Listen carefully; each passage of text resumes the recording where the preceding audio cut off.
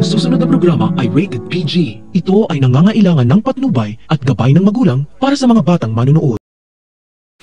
Muntik nang mangyari ang kinakatakutan ni Ina ang malaman ni Joanna at Johan na tinatago nila ni Edwin si Lola Aurea dahil bigla na lang bumalik ang Alzheimer's nito.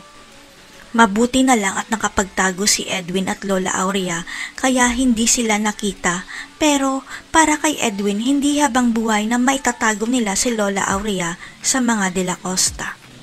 Pero para kay Ina, hindi pa ito ang tamang panahon para malaman nila ang sikreto dahil malalaman nila ang totoo sa tamang panahon na hindi na nila maaapi si Lola Aurea.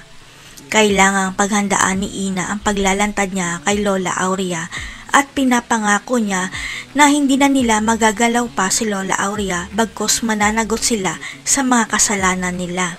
Gumuho ang mundo ni Lola Aurea nang malaman niyang pinalitan ni Joanna ang Aureas dahil walang mga utang na loob ang mga apo niya na siya mismo ang bumuhay.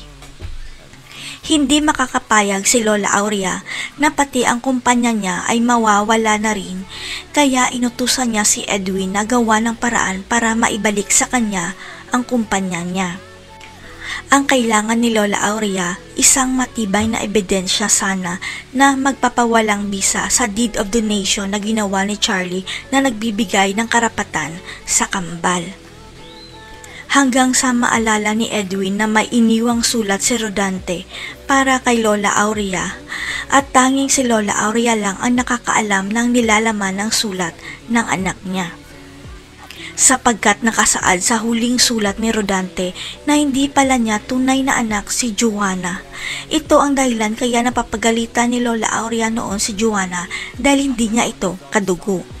Kaya sa comeback ni Lola Aurea, magugulanta ang lahat dahil siya mismo ang maglalantad sa De La Costa Food Corp na hindi niya tunay na apo ang CEO nilang si Joanna. Matagal na kaya alam ni Joanna ang sekreto kaya wala siyang pake kay Lola Aurea.